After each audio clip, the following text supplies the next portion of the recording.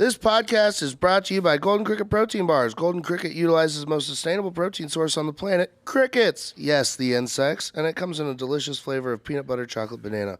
Why crickets? Because there's 65% protein by weight, and they have more nutrients and use less water to produce than literally any other protein source. Go to goldencricket.com and use the promo code EATON for 10% off. We're also brought to you by Joker Designs, Jokr Designs on Instagram. Go and get yourself a holiday bong. It's the best bong in America. It's American-made glass, honeycomb percolator, 3 parts, modular, have fun with it. You could even add like 8 of the honeycomb perks in a row. Get real crazy with it, screw them all together, have a good time. Use promo code EATON there as well and have some fun and get really high. And now it is time for Highly Social. Today's guest is the wonderful Jeremiah Parazzo. Hello. Hello. Hi, Mike. Welcome. Thank you. Well, this is technically your second appearance. Yeah, just first appearance with a mic. Yeah, first appearance where you get to do talking. Last time you gave me and Christopher Ramsey's. I'm adding extra letters to his name. Ramses. Chris Ramses. You gave me and Chris butterfly tattoos. Yes, that was a fucking wonderful time. And since then, I've added a handshake. It's one of my favorites. It's so silly and I love it. I love that we didn't come up with the handshake. Like, that just happened organically. Like, he was like, I've always wanted a milkshake on my hand, and I showed it to the counter girl, and she was like, oh, look, a handshake, and just fucking blew my fucking mind. Yeah. I had to text you. I ran back and immediately texted you while you were on the way. Oh, my God. Like, it just got so much better unintentionally. It's so good. So how long have you been tattooing for? Just over 5 years now, I think. Yeah, something like that. I started just out of high school. I got my apprenticeship in senior year, and then like a couple years later, started like tattooing professionally. So you're an apprentice in high school. Mm-hmm. That's crazy. Yeah, it was cool. We didn't have anyone that cool at my high school. We were just doing heroin and such. Dude, my fucking art teacher was one of the coolest. Fucking Mr. Larkin, I believe was his name. He's fucking awesome. But he pretty much like sat me down and was like, you already know what I'm supposed to teach you and what you want to learn. I can't teach you. So like, I would just leave early and go to the shop because that was one of my last periods of the day. So he'd just be like, get the fuck out of here. I'll just mark you down as like present. I just didn't even go to my last art classes. Just went to the tattoo shop. That's so cool. Yeah, by like 1 or 2 p.m., I'd be at the tattoo shop till fucking midnight and then go home, go to school. Now, when you're apprenticing, see, I feel like apprenticing is when they make you just do all the bitch work. Well, it's like a testament to like how much do you want it? Like everybody wants to fucking do the job. And then they make you do the bitch work. But while you're doing the bitch work, you're learning little bits and pieces. Yeah. So like breakdowns and setups for like how to do that type of shit is like fundamental before you even are allowed to grab a machine. Yeah. You got to learn how to do all that shit and like sterilization and all that. Like they did make me like scrub grout with a toothbrush, and like I had to do a lot of bitch work. Like there was a dead possum or raccoon in our trailer that we take to Rot Rally, where all of our booths were. Yeah. And I had to go, it was pinned under a fucking sawhorse, you know, like the stands that you put up when you're sawing shit. Yeah. And I had to go clean that up. So it wasn't all just like tattoo related. You did have to do bitch work. Yeah, that's crazy. Eventually, it's kind of just like it's like an initiation, you know? It's like kind of culty. They're like, if you can't hack it, get out, because we're gonna make your life hell. But eventually, they learn to respect you, then you become an artist, and then eventually the next apprentice rolls around and you're like, hey, bitch, go get me a fucking drink, or go scrub the bathroom, or like, you know, artist room looks dirty, go clean this shit up. Like, it's just a cycle. No, that makes sense. I guess now I imagine there's also some it's interesting in all of the arts the way there are parallels with comedy. Yeah, I of course know comedy, but like you look into the other stuff, like, you know, you got to do open mics at the beginning and do a lot of dog shit that's not necessarily comedy, and setting up venues, and it's exclusionary, but you know it's for a purpose. Yeah, it's like it's an exclusive thing that you want to gain entrance to, but it doesn't feel bad that you haven't earned it yet. Like, it feels good when you do earn it, but when you show up, you're humble. You understand everybody else has walked that path, done the shitty open mics, done the shitty apprenticeships. Like, that's why I have respect for a lot of the older guys, because I know they did what I did not that long ago. Yeah, it was just yesterday that Sailor Jerry was digging a possum out of the trailer. Dude, he's the fucking goat, man. He's a G. There's so many of those old tattoo guys that, like, their whole book of art is just it's one flavor. Mm-hmm. It's so cool. Well, he was like, Sailor Jerry's name was Norman Keith Collins. He was a fucking absolute monster, but he, like, designed a lot of what people still tattoo today. Like, he was like, he's not the, like, sole person that can take credit for American traditional, but he's like one of the godfathers of American traditional. Like, you can't talk about that genre of tattooing and not bring him up. I think it's interesting that there are all the different genres of tattoos and how hyper focused some people get into their little subgenres. I want to be, like, well-rounded, but there's still things people walk into the shop and, like, they want some realism. That's all fucking huge. I just don't do that shit. I just tell them no. You know, I'm just not that guy. Maybe catch me in 5-10 years. Maybe I'll have it. But it's just, there's levels. And I think some people are born, like, there's a dude named Nathan Hebert that works here in Austin that is one of the most amazing realism artists. But he was born with that gift. Like, he just, that's how his brain works. So some people are like that, and I don't think he does. I mean, he can tattoo traditional, I'm sure, but I just don't think he does a lot of it because what he does is so special, like straight portraits and realism and, like, super dope roses that are all, like, crazy colors and shit like that. He's That's super fucking dope. Yeah.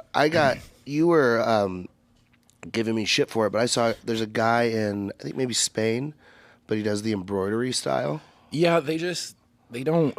In my opinion, it's a very new kind of tattoo. We don't really see a lot of them that are like 10, 15 years old. Yeah. Even when we see them that are like 3 to 5 years old, a lot of the times they just don't age right because there's not a lot of, like, contrast in where the stitching is. People don't use enough, like, black to show where, like, the stitches meet up, so then they kind of just blur together over time. You know Interesting.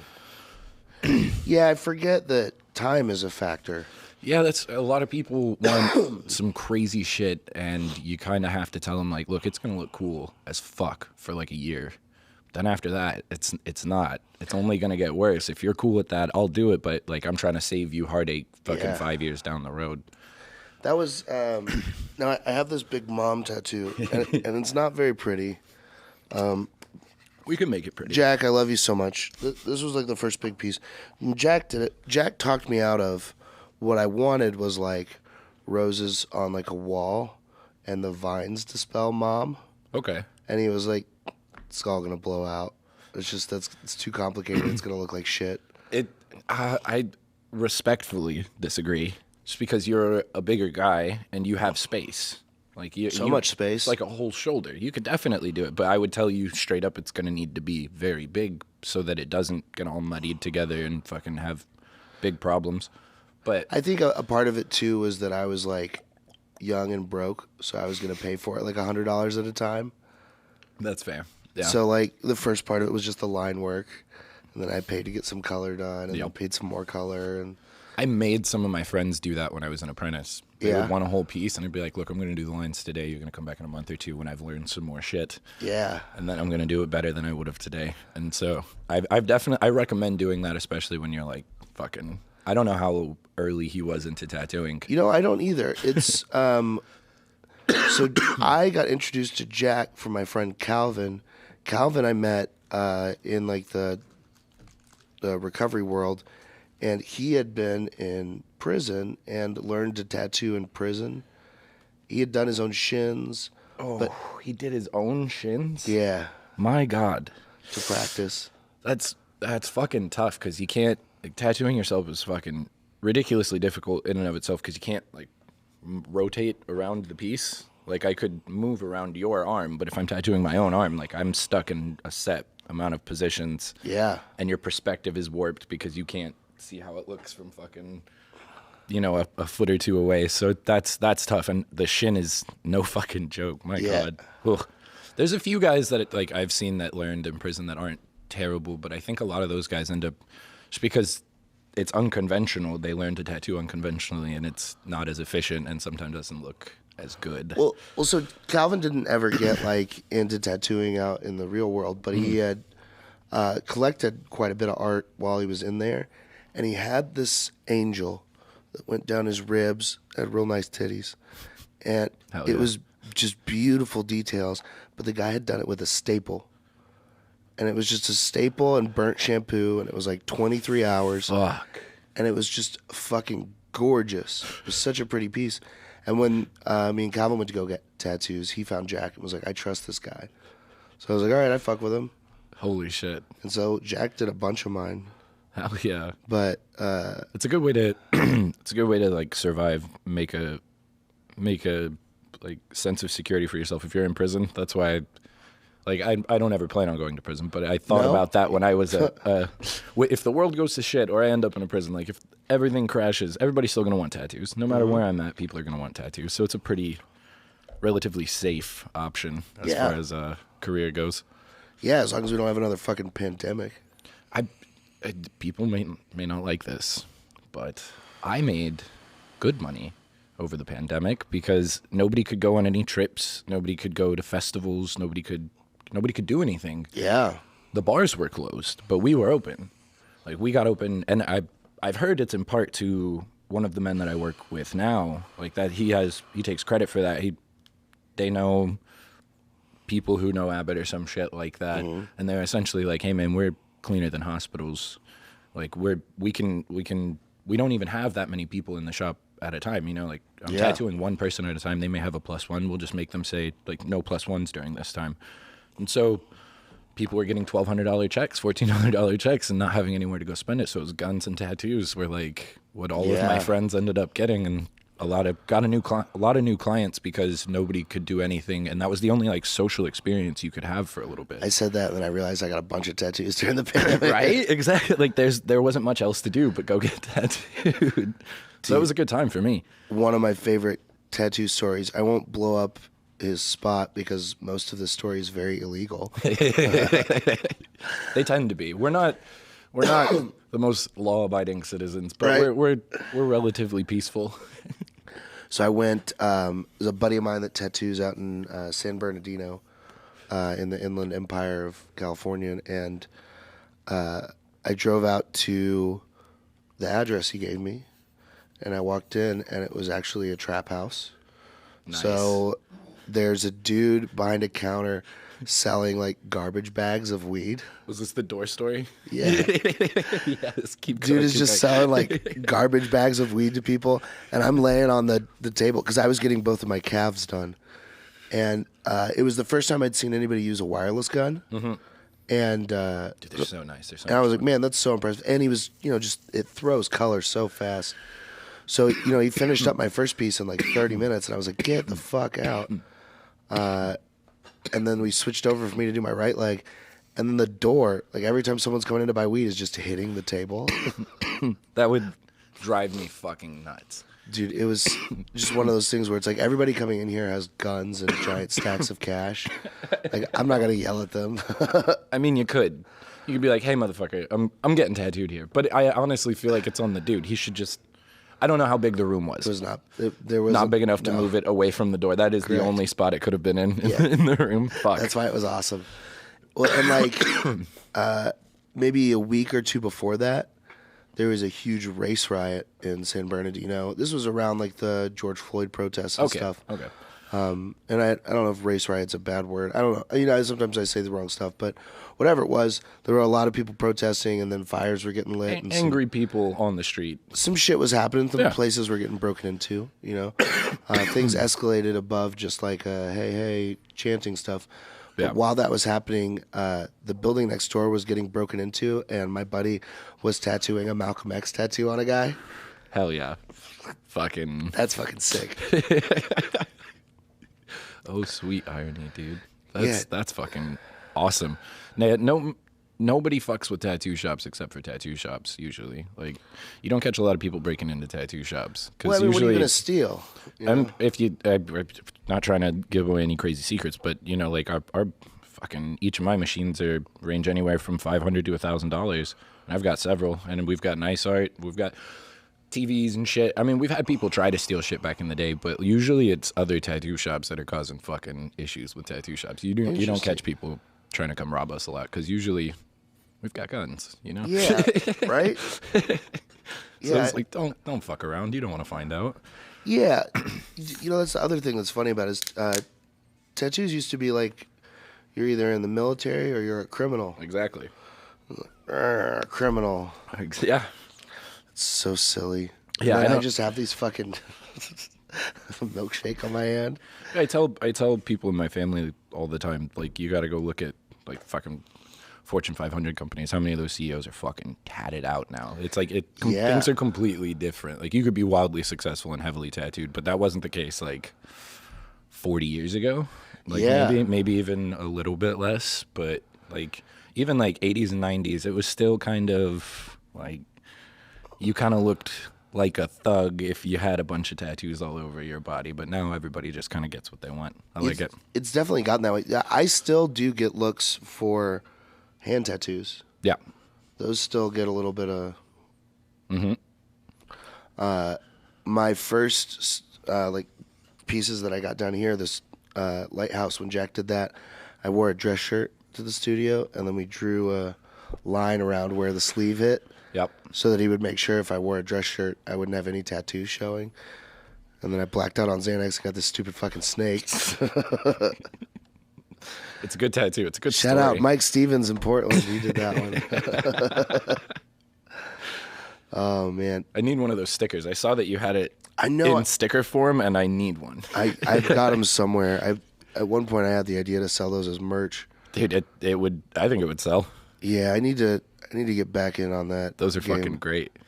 Man, I've just been fucking just a mess. I've got the file for your milkshake. We could turn that one into a fucking sticker too, dude. We could just turn your tattoos into stickers. Dude, that's so fun. We'll do the pimp cup too.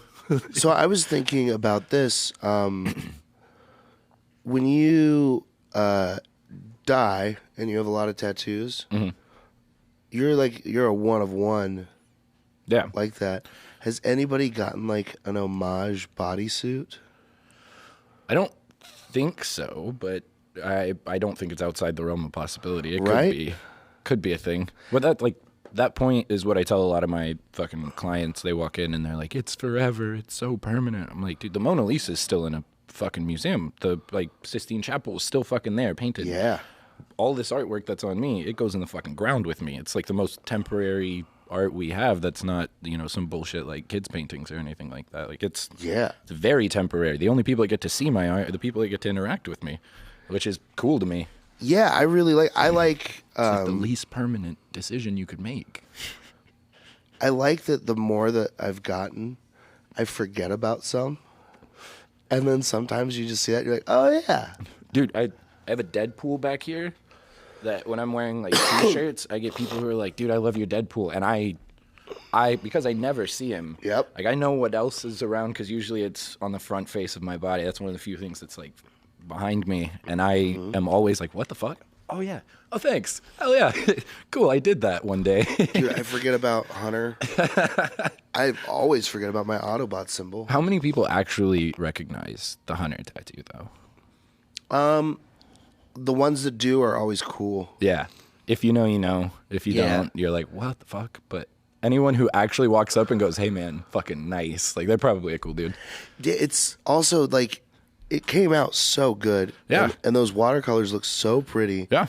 Your skin holds color really well. You're pale, so the contrast is already like way better. I'm pale and I'm dry, so it just sucks in that ink. That same piece on me wouldn't even look as good. I'm not that much darker than you, but you're pale enough to where it works. But the thing that's insane about this is, like, I don't remember any of the design portion. I don't remember any of the consulting. I remember slurring my way down 6th Street, just, I want some piercings. I want some tattoos. And hell yeah. Fucking, this is 100 something, but I'd take a ride. That's honestly, you probably made his day. That's probably one of the coolest tattoos he got. If he's on 6th Street, he's probably doing fucking infinity signs and Roman numerals and shit. So like he was probably like, fuck yeah, man, this is better than... This guy and the Asfocado guy definitely got incredible stories. Dude, Dude, if I got to tattoo an avocado, that's, oh my God, it's so good. Oh, just a drunk guy walking in. Hey, this is my butt cheek, avocado. Let's do it. Oh, man. Yeah, I like being so. That was one of the things I really liked about Chris. Was agreeing to that tattoo. He's like, fuck it, it's just tattoos. Dude, I didn't tell him. I think I told you like an hour or two because we hadn't really decided on what you guys were getting. A little behind the scenes. I just fucking was thinking of like pun type tattoos, just looking around, seeing what I could find.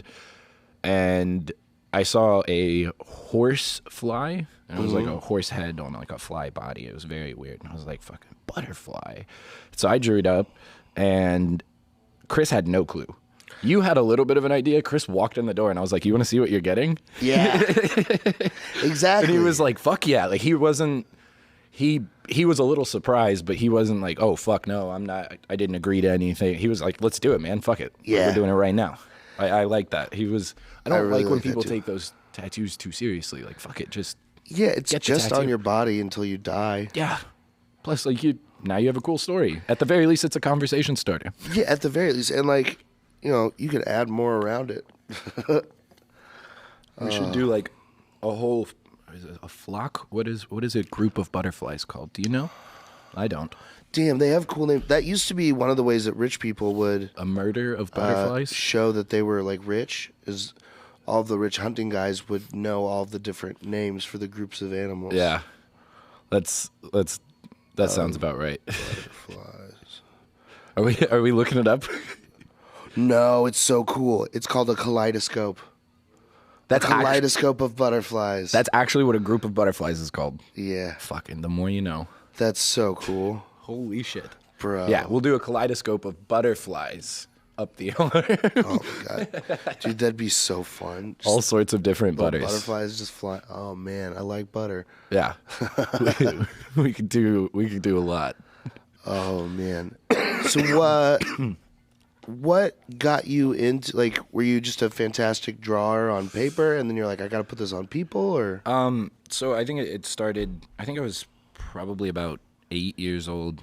My dad was a very, very young dad. His one of his high school buddies used to own a million tattoos on 183.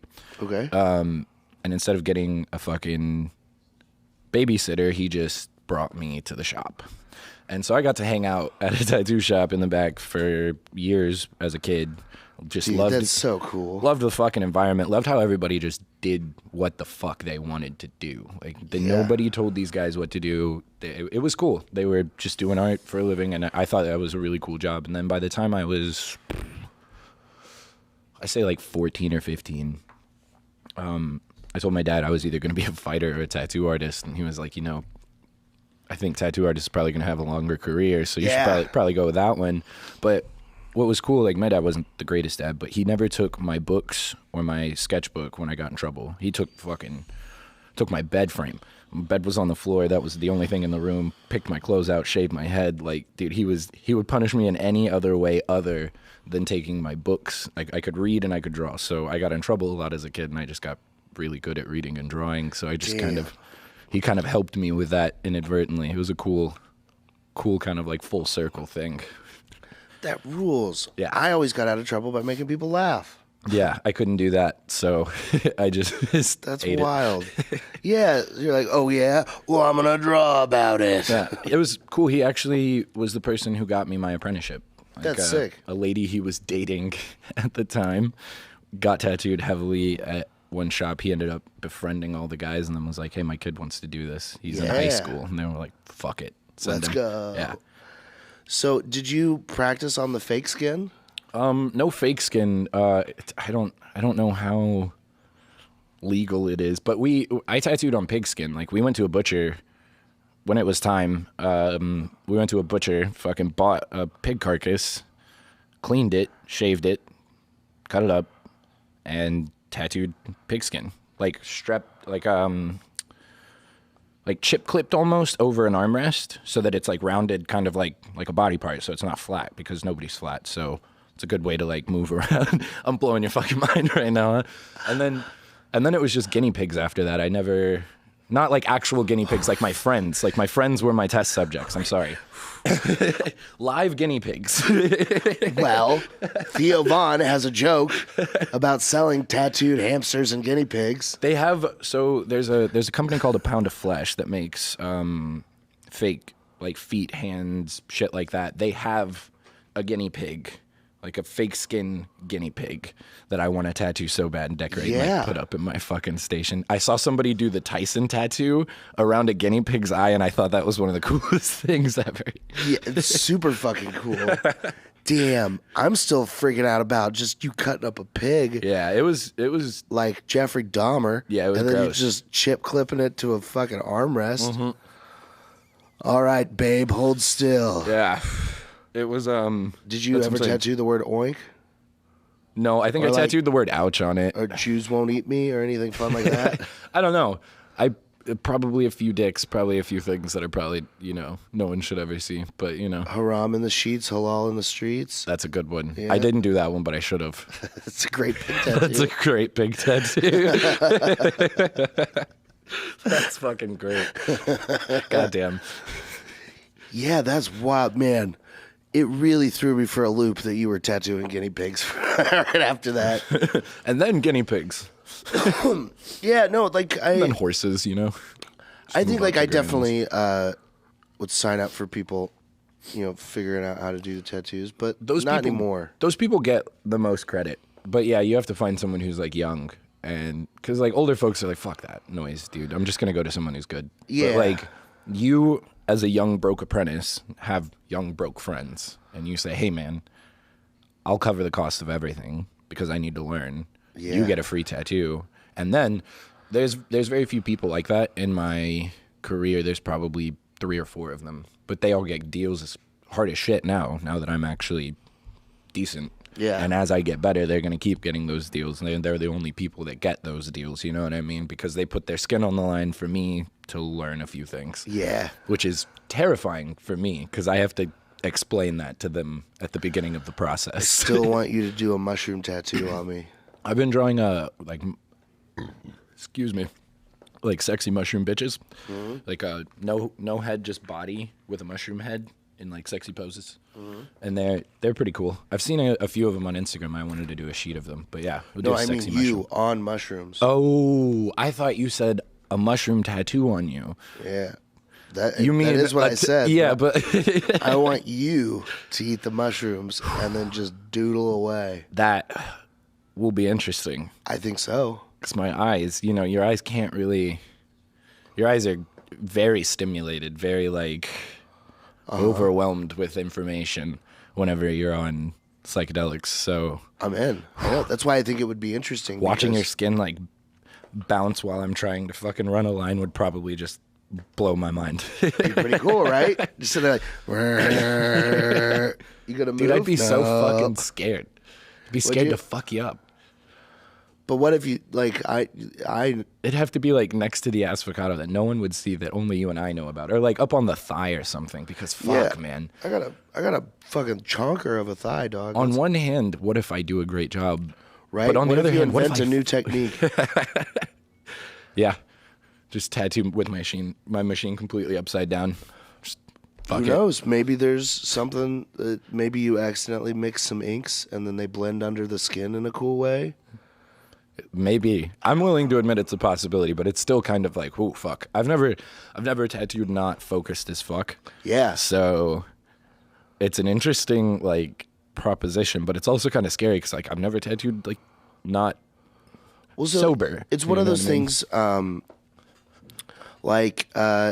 are a couple of comedians that I know that will take a tremendous amount of drugs before some sets, but not all of them. Yeah.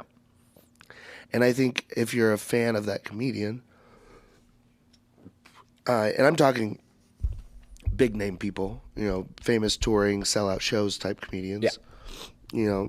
Like Big J will take a Molly No shit. And go on stage. Big J's just rolling balls while he's slinging jokes. And like Shane Gillis took one with him one time, and they shit. And, they had that conversation. But to me, so it's like, doesn't Shane just get like mostly like just plastered before show?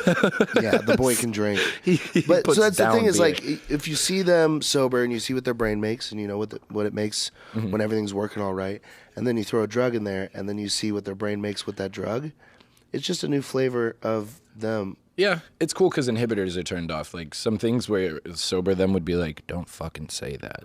Like drunk them or rolling them is like, you know, I think I'm gonna go for it. Yeah, so you on mushrooms like. That's true. I might be like, oh, that wouldn't make sense, but on mushrooms I'll be like, oh no, this is the way. This is the beautiful. Way this is the way we do this. Duh. Yeah. Who knows? I don't know. I think it's interesting. I've also really liked. I've been watching some drawing ciphers. So what they'll do is a guy will start off with like a shape. He'll draw a shape, and then the guy will be like, "Now make it a horse." And then the guy will start making it a horse, and while he's making it a horse, and he's like, "But that horse is a butterfly." Dude, is it on the whiteboards? Yeah. Dude, I've seen those fucking guys. They're amazing. So cool. He'll fill up a whole whiteboard, and like as far as I've seen, because I've seen some of the full lengths and then I've seen it like clipped up, but I've seen some of the full lengths. He doesn't erase. Like the dude's fucking it's like he sees it on the board and he's just tracing over it. Like it's already mapped out. And as soon as he throws that dude that's next to him throws something else in the mix, his brain's already like, oh, this is where that would go. Like without even like he'll take like a brief pause to like look at the like you said, the horse is a butterfly, and he'd like. And then just it would be there, fucking perfect. It'd be fucking crazy, dude. Part of me is ruined by the internet and thinks like, yeah, it's probably on there already traced where we can't see it, and then it's just an act. Maybe, but even if it's an act, his hands are steady. He's doing cool shit, but Agreed. it would take some of the magic out of it if we found that out. I like to just believe things are magical, you know. Who was it? It was last night. That fucking. Oh, it was Zach doing the magic trick, and somebody who was like, you know, he just. I was like, no, just let him have the magic. Let him have it. He's wow. I was like, yeah. Would you rather him do that or just be like, oh, okay, like blow his mind, dude? Fuck it, dude. Last night was one of my favorite moments in the history of Cutthroat Karaoke. It is super niche. It is super niche. Only a few people that watch this are actually going to know. But we were the men who gave, like, I have a lot of friends. And most of my friends have decent money. If somebody asked me for $20, I'd be like, use your own $20. But I was like, we should. You think we could keep him going? Like, you think we could pay? He's like, give me $20. I fucking shot over to him like immediately. It was us. Dude. It was us.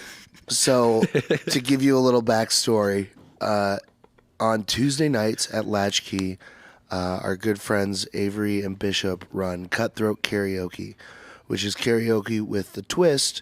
And the twist is that if the person sucks, you do the scissors sign. And now it's up to, you have to hit 20 scissors and you get cut off, and they shut the music off. And some guy got up there, and what DJ was he wearing on his hoodie? Zed's Dead. That's right. He had a Zed's Dead hoodie, and he came up to me and was like, nice Grizz hoodie. And I was like, I was about to come tell you the same damn thing. Right? Dude. So like the Wub Wub boys are yeah. He's part of the crew now.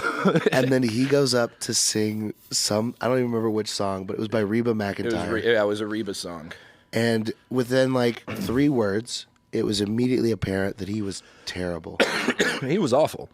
But he was feeling himself on the stage. I was like, it takes balls to go up and sing Reba and then also be like fucking walking around, fucking getting it. He was having such a blast singing off key, just out of tune, just nightmarishly bad. Yeah. And so the hands start flying with scissors. I was like, oh my God, how do we make this keep happening? I was like, give me $20. We got to subject the entire... You handed me that 20. I handed it to Avery, and she went... She tried to hand it back, and you were like, I already gave it to you. Yeah, like, no. Too late, bitch. You already accepted it. You already said you'd keep him because going, sorry. There are a couple of other rules. So you can pay $20 to skip the line, or you can pay $20 to not get cut off. Yeah. You can pay $40 and get both, obviously. But so this kid was up there singing, and everybody is mad. So we paid, or you paid to make him not cut off of bowl, and people were not happy about it for we were like almost crying laughing because I turned around and there was literally just a sea of fucking scissors, dude. And I was like, they're not going to do it. Oh, that was dude, at one point I faced everybody with the scissors and just double birds. I was like, hey, this is for all of you. That was so great, dude. Enjoy Reba. Holy shit. And the text, it was 4:30 in the morning, I think, and you were like, never forget that we made an entire listen to Reba McEntire. And I was like, yeah, that's a hell of a memory. It was us. We're the culprits. 10 out of fucking 10. Man. I remember, I heard like several people throughout the night, like shortly after, not too long after, but people were like, who the fuck paid them to keep that going? And like, I just would kind of like, just grin. Just be like, yeah. Who would Genuinely upset some people. Yeah, I loved it. Fucking rules. Yeah. Just let the kid have a good time. Fuck it. Oh, man. If they'll let Derek go up fucking 6 times, they should just let the kid finish his song. It takes balls to sing Reba in front of a crowd. There's a hilarious phenomenon that there's a handful of people that are comedians who go and do karaoke, especially there. And it is better than any of their comedy sets. Damn. And it's like, and not even that they're necessarily bad at comedy, but it's just like some of them are really, like, we were giving Alex Curo shit because he sang something the other day. And we're like, I hey, was man, literally about to bring up Alex quit Curo. comedy. What are you doing?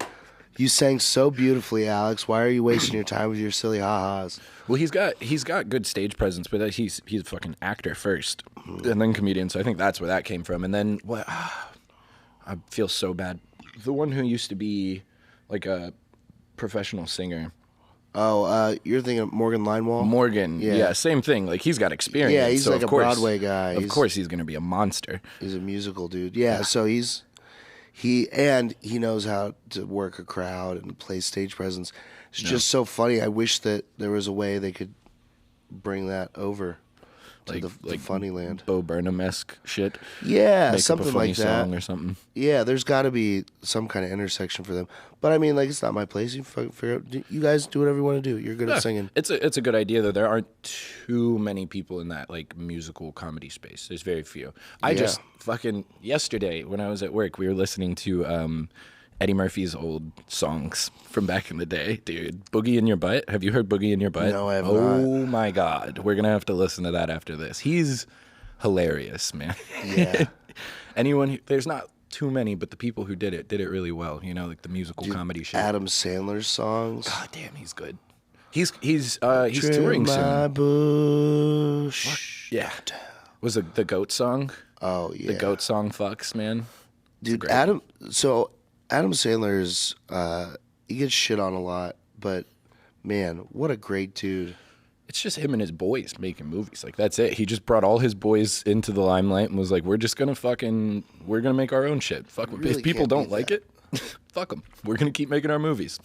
And it's like the same core group of like 6 guys. Right? He's got a bunch of extra people and that's cool, but like all the same dudes are usually with him in those movies. I think that's dope.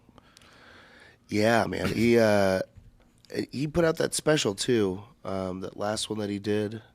I haven't seen it. It's on Netflix. Is it recent? 2020, I think, is when it came out. He has the Oh, I may have seen dedication that to one. Chris I thought you Farley. meant he like just put one out. No. But the last one that he did, I was surprised by how good it was. Like I laughed very hard. I cried at the Farley song. He's very underrated in my opinion. People like consider him like I don't think hacky, but like. And I mean, some of his stuff's a little hacky, but like, I don't know. That's his sense of humor, though. That's what I love. He does not placate or pander or anything. He's fucking just doing his shit. He's doing what he thinks is funny. I love that. That's cool. Yeah, there's and I think it's interesting because like musical comedy gets shit on in general. Like I know a lot of people when they show up, like Jeffrey Eggleston in our scene or Maggie Mayfield, they both bring a guitar with them on stage and do funny songs. But like they don't get the same respect as like just a regular comic. So I think they've got like a harder route. I feel like if you bring both, you have to be good as fuck at one or the other so that it supports what you might like. If you're average this is gonna sound kind of shitty because I'm not a comic, but in my opinion, like if you're average at music, you're average at comedy, and you try and do average musical comedy, it's not going to be great. If you're great at music but okay at comedy, the great music, the talent on a super, like if you're just shredding the guitar and your songs, they'll listen because you're fucking killing the guitar, or vice versa. If you're like not great at the guitar but your song is hilarious, just people are busting out laughing. I feel like there has to be either you got to be great at both or like super good at one to kind of compensate, because I think that's why they get shit on so much. My absolute favorite musical comedy experience I've ever had was from someone who was both terrible at music and comedy.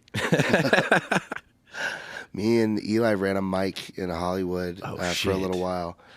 And the very last one we ever had, because it was getting shut down and canceled for, that's a longer story, but so we're on the rooftop at this hotel on Sunset down in West Hollywood, and I just have the speaker that I bought for this mic.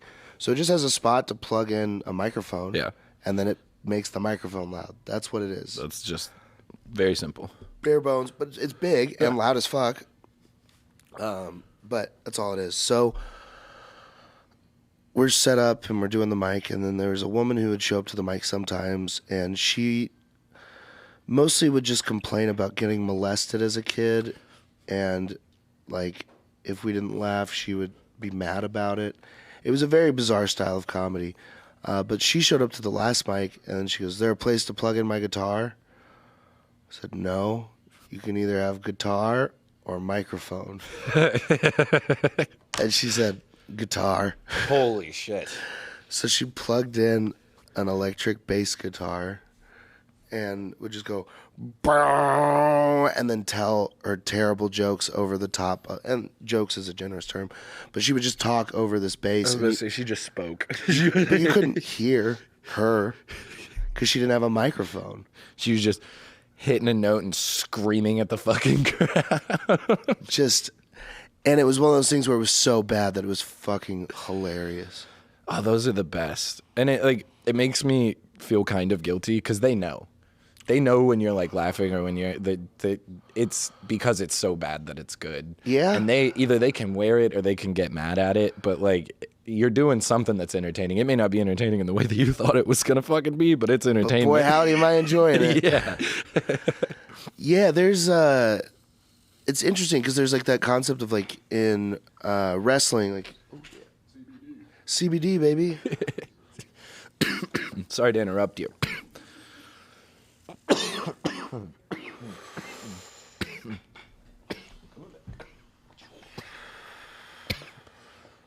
You were saying, my good man. There's a concept that they call Went to a comedy show. The heel in wrestling, where like it's you play the bad guy and everybody hates you, and it garners up more support and energy for the match. It's kind of understood that you're playing the bad guy, so no one genuinely hates you, but it's still you know your lane. You're leaning into the bad guy side of things, and I think there's some of that in comedy, where some of the anti-comedy people have learned to lean into the laughing at you instead of laughing with you, and they're playing that role. And some people will see it as, hey, it's laughter.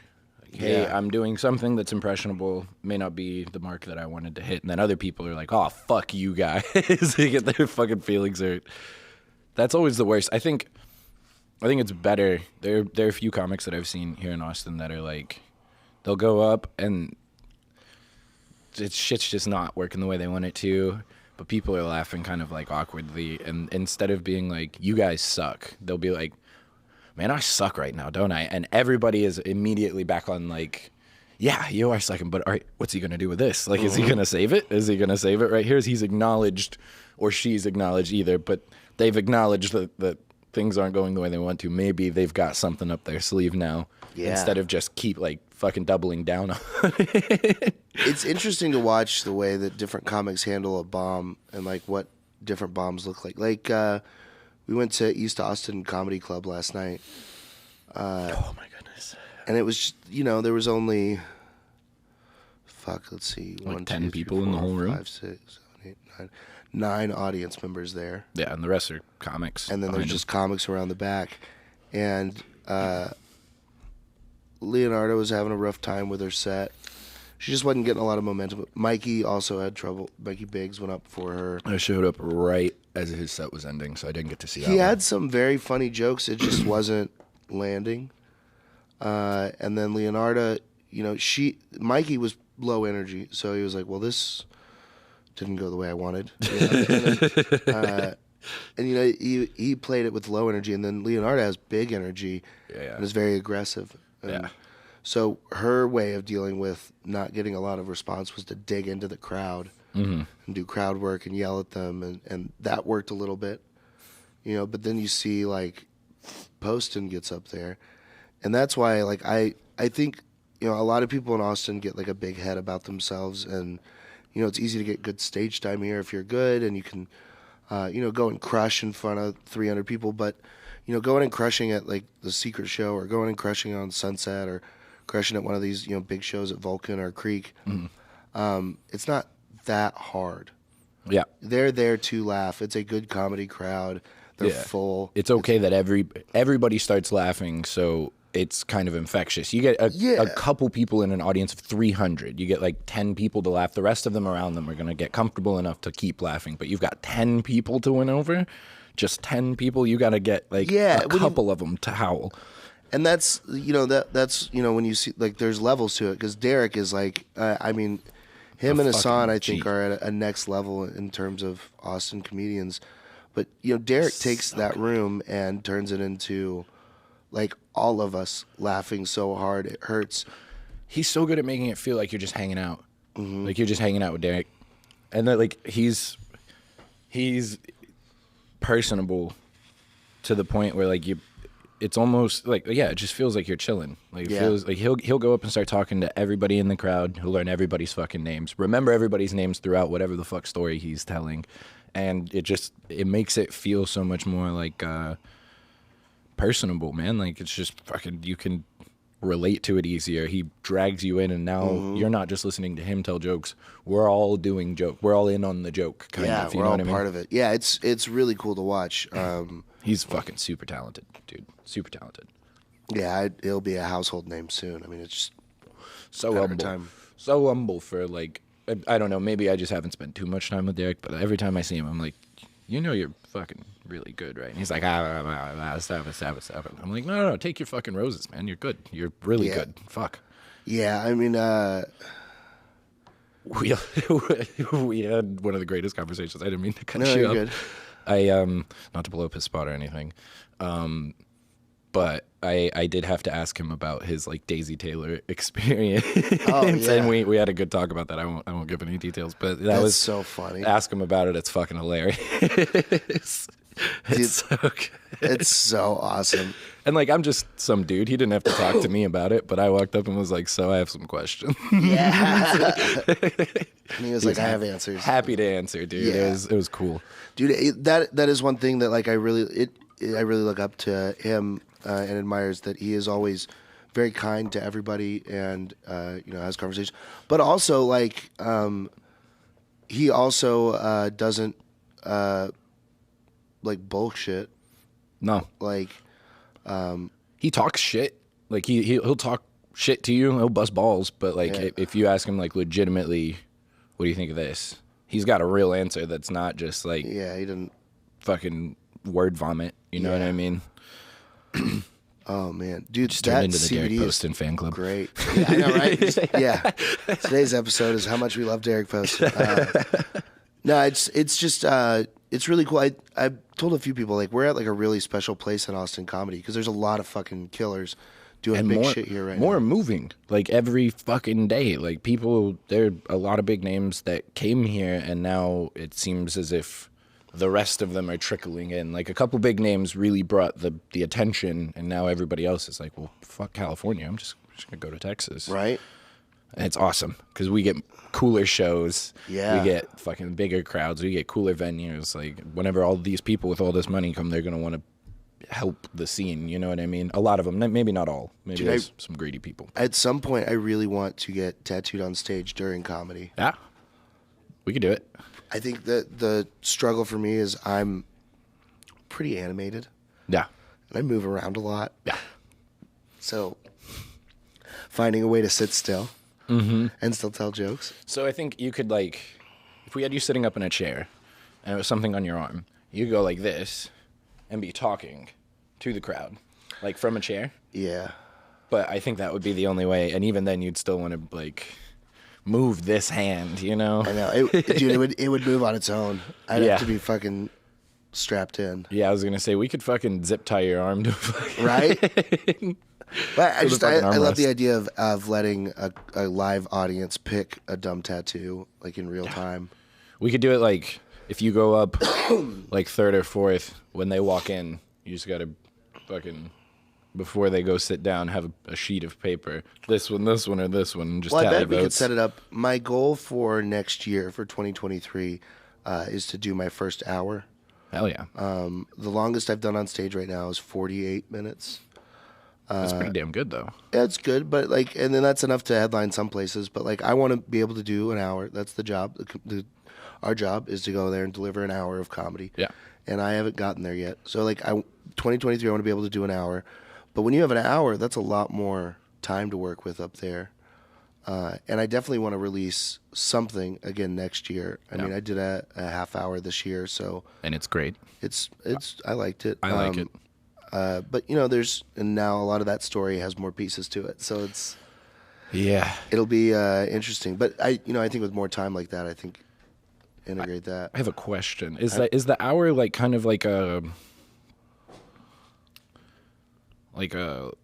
makes you more legitimate? Is it like a fucking like you've Benchmark? reached a certain benchmark, I guess, if that's a good way to put it. That's the way I look at it. So I mean, everything is changing very much in the stand-up world. And like if you notice around Austin, there are more showcase shows than there are traditional host feature headliner shows. Yeah. But as you go around the country, and a lot of the stuff that are paying gigs, it's for host features and headliners. Mm-hmm. And so I'm trying to get to a place where in really great markets, I'm a feature, and in smaller markets, I'm a headliner. And to headline in smaller markets, some places 45, some place an hour, just depends on the spot. But I feel like I should be able to do an hour to earn the spot of headliner. Like that's what a headliner is to me, is somebody that can do an hour at the end of the show. Yeah. And it's a good hour. Like they know they're there and they know what they're doing, you know? Yeah, you've got an arsenal, and in that arsenal is a fucking hour, which I think is like a heavy hitter kind of thing to say. Yeah, exactly. Like, I've got an hour, not I've got 30 or 40 minutes that I could do for you. Bingo. You know? Yeah, that's cool. I like that. I don't know, that world seems kind of crazy in that, like, they're same with like tattooing, like any art form. There's certain levels that you get to that a lot of people don't quite understand. But when you're like, oh, I've been doing this for this many years, I really should do this because this is how a lot of people are doing it, or a lot of people before me did it. Like this seems to be the path. So what's like your next benchmark? I think private studio, where it's just me. No hours, no shifts, just scheduling tattoos, going out and like marketing myself, and then just having my own space, so I don't ever have to be in a shop and not tattooing.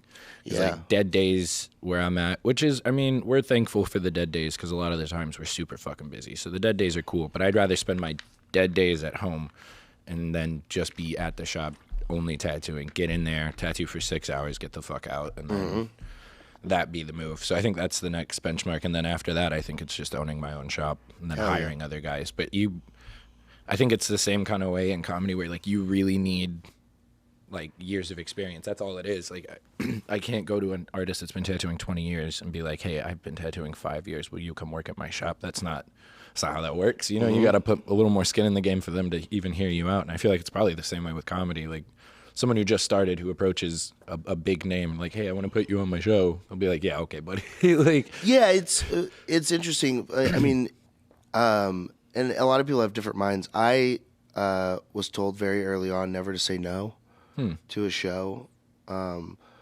because it's always an opportunity. You know, no matter what happens, even if it's a terrible dog shit show with I've done them with one or no audience members. You know, like Yeah. even if it's that, there's a venue that knows that I will show up when I'm supposed to be there, and there's a booker that knows that I'll come and do what I said I would. And like, you never know who's gonna make it. You never That's know true. who's gonna, be the next, sensation. Nowadays, especially, you can go viral for anything. Yeah, I was going to say, you don't know who's in the back of the room. Like, what name may have showed up to your show, real small show, who now knows who you are. Like, you can Bingo. go that right now. I think that's the big difference between your art and my art, because I got to say no sometimes because people's skin is on the line. Yeah. like a bad set does suck, but it doesn't affect people as hard as a fucked up tattoo. Oh, for sure, yeah. There are bad times set, where I'm like, I got to say no, sorry. Yeah, there are bad sets that suck, but like the worst thing that can happen to a bad set is like you're sad. Yeah, you're like, oh, for a little bit, and then you just And you have another set. book Yeah. the next set, and you're Yeah. like, all right, hopefully that one's better. Yeah, tomorrow will be good. Yeah, bombing a tattoo is not fun. Ooh, I can imagine. It doesn't happen often.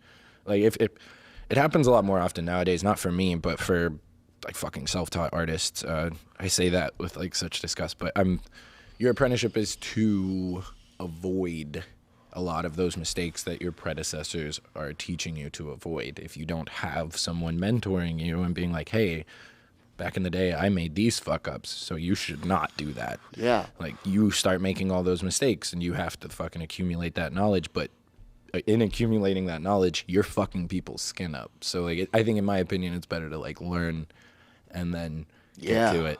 Because, Make those fuck ups on pigs and guinea fucking pigs. up a tattoo is rough, dude. Yeah, I mean, you see them online where people forget a letter or spell something wrong, and it's my worst nightmare. Dude, when I do any words, I give it to the client. I make them read it. If they're with anyone, I make them read it. But then I go to everyone in the shop. I'll go to every single tattoo artist. I don't give a fuck if you're tattooing. Look at this. Read this. Yeah. Is this good? Don't fuck with me. Right? What's great, I had recently, I don't remember the name, so I'm glad I can't repeat it. But this gentleman didn't spell his kids' names right. It was on him. He wrote them down. I still had the paper that he wrote them down on. And then his wife got super mad. He messaged me and was like, yo, my wife is pissed. Like, I did not spell my kids' names right. And my heart dropped because, like, technically I fucked up. But, like, that's, yeah, it was a brief moment of, like, oh, damn. But, like, then I was like, I did my job. That's it. Like, he's got to feel fucking terrible, dude. Dog, you spelled your own kid's name That's wrong? your kid. You came up with the fucking name. What the fuck did you name your kids? You don't know how to spell that shit, dog. Dude, it was something like Alicia or something like that, just spelled wrong. Like something like a really common name. I don't think it was Alicia, but it was something along those lines where it was like Stephanie or something, where it was like either a PH or an F or something like that. And he fucking, yeah, whiffed that one. And his wife was pissed. He was like, we got to cover it up. Can we change? He asked me if I could change it. I was like, no, there's no way to switch letters around, man. We got to cover that. Yeah, that's got to get covered, and we can put the name somewhere else. But yeah, that was the most recent. That's so funny. Fuck up, but it wasn't my fuck up, so I don't feel that bad about it. No, that's fucking awesome. But yeah, there've been a few times where you don't like cross a T, and it's an L. Yeah. And then you're like, fuck, come on back. But like those are I usually, any fuck up that I've had is really easily fixable. I don't think I've ever had any like unrecoverable tattoos. Hell yeah. Those are bad. Yeah, I can't imagine. I mean, I got some rough boys. Yeah, but those are stories, man. Yeah, they are. Those are dope stories. They're fun. Yeah, I think that's the best part of all of them is there's just fucking stories for days. And you have the added slight excuse that they were mostly drug induced. So when you say that, people are like, okay. Yeah. You probably didn't sit still. And you probably didn't go to somebody who was like super legitimate, but maybe. You know, I mean, like I don't know. I like tattoos. And they're fun, and like some of them are very silly, but still really good. Like the donut is a great tattoo. That was one of the first things whenever we first met. I was like, that a donut tattoo is absurd, but it's so well executed that like you gotta respect it. Shout out Tommy Omega, dude. It's a damn good tattoo, man. I love that guy. That pink is fucking in there. That one, dude. so that one wasn't even really drug induced. I say it on stage, but I used to work for a company called Consolidated Coaching, and I helped coach loan officers, and I helped run a loan officer coaching company. Fuck, dude. Yeah. Shout out Scotty Boy. Check out Scott's On the Edge podcast. I was a guest on there recently, but so I'd help Scott work, and it was funny because everybody else in the office is there. They're loan officers, or they work in the mortgage side of things. So they're at 8 a.m. and they're out at 5 and they're making really good money and they're working really hard. And then I come in like 10, 10:30, 11, pretty hungover. I leave around 3, 4. I'm not there like the whole day, and like I'm just in the office like just making phone calls and doing shit on the computer, and like I get all my stuff done, so I'd be good with it. But directly across the street was a tattoo shop. I worked in an old town in Pasadena, so one day it's 2, 3 in the afternoon. I was like, I'm pretty much done for the day. I'll go get a tattoo. And I walked over and I told Tommy, he was there, and I was like, hey, you guys have any openings? And he's like, yeah, I'm chilling. And I was like, I've been thinking about this for a while. I want like a traditional, like American traditional, but like pink Homer Simpson donut. Yeah. It says Carpe Donut on like banners.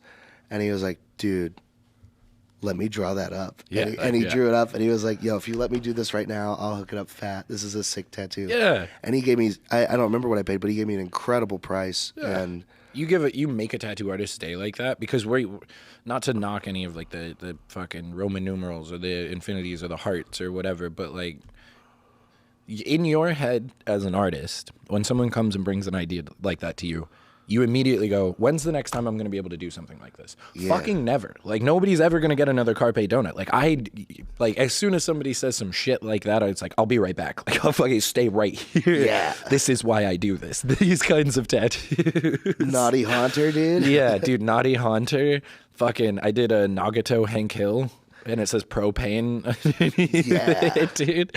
Like, those types of tattoos where you're like, I'll never get to... I did a Teletubby holding an RPG. Like... Those types of tattoos where you hear that and you're just like, this is why we do it. This is it, right? So what are like your top 3 like goofiest? Oh man, okay. The Teletubby holding the RPG, but there's a cool story behind that, because the girl who originally got it only wanted line work, and it was the red Teletubby. You could tell because of the fucking shape on his head. He's holding an RPG behind his back, and he's like, yeah, his name is Poe. Poe? Okay. I just knew it was the red based on the shape. I didn't know his name. I wasn't that deep, but hell yeah. Poe, Tinky Winky, Lala. Yeah. Holy shit. Yeah. Damn. Holy shit. Anyways. So I did that tattoo, and it was okay. And I was tattooing this chick some like fucking flowers or something on her wrist. Something really simple and easy. And her boyfriend was there, and he saw it. He saw the Teletubby up there. And he asked about it, and I was like, hey, I didn't get to fucking do color. It's like this big. I really wanted I wanted to kill it. Yeah. And he was like, well, I'll get it. I'll let you do color. I'll let you put it on my calf. We'll blow it up, 50% more. And I was like, fucking what? So that one I got to do twice, but the second one is definitely my favorite. Man, there's some good ones. The handshake is honestly probably in the top 3. Because I fucking love the handshake. There's just the whole story behind it is wonderful. And so then... Oh, man, dude. I did very early on in my career Tsunade from Naruto. And she's like... Naruto! She's bound... And she's got hooks in her mouth, and it's very hentai. That's probably one of my favorites. Okay. Because I Slutty Narutos. Yeah, I drew it up as kind of like a joke, and one of my buddies who had previously fucked me over and was kind of getting back into my good graces by paying me a lot for tattoos, because like we don't have to be friends for me to tattoo you. I'll make my money, and we don't have to say a word. I'll just put on my music. Like I'm here to make money. It's my job. But he was trying to get back into my good graces and decided to let me do that fucking huge. Like she's very big. She takes up most of his thigh, and I love it. That's wild. That's one of my favorite silly tattoos that people see, and they're just like, "What the fuck, dude?" Yeah, yeah. Damn, any of those rules. like cummy faces, the the anime, like hentai face, like those are all wonderful. Being able to do any of those are hilarious to me. Yeah, and that's an immediate, like, someone sees that and they're like, what the fuck? Yeah, that's the tattoos that I like, because like I hadn't heard of it till you said something, but it was that subreddit that's like awful taste, but great execution. Yeah, and that's, as soon as you said it, it like clicked. I was like, that's what I love about the weird tattoos that I do, because people look at it and they're like, God, that's fucking, but like he did it really well, you know? Dude. Like that's so fucking weird, but like it's still good. Like the one with the guy that got the cat on his stomach, so the butthole's his belly button. Yeah, just like it came out really good for a just terrible tattoo. Yeah, where you hear it and you're just like, what? Yeah, the fuck did you get? And then you see it and you just, I want to hate it, but because if it was done poorly and it was in poor taste, then it's just trash. Yeah. But if you just just fucking crush a fucking like weird as shit tattoo, people have to like tip their hat. They can't hate it. It's such a good feeling. I fucking love it. Where you're like you want to hate it, but you can't. Yeah. That's my favorite kind of joke to tell too. Yeah. Is where they're like, God damn it, I hate that I'm laughing at this. You're like, that was so well crafted, but I cannot believe you son of a bitch. You got me. Fuck yeah. Well, dude, we'll definitely have to do a part 2. So, tattoos by Jerm, Jerm on Instagram. Yes, sir. You're at Atomic in Pflugerville right now. Yes, sir. Perfect. Well, go see Jeremiah. Go get a beautiful tattoo, or get a beautiful, terrible tattoo, because those are the best ones. Thank you so much for getting highly social. Of course. Thanks for having me on, dude. Yeah, absolutely. It's been a long time coming. Take care, everybody. Bye.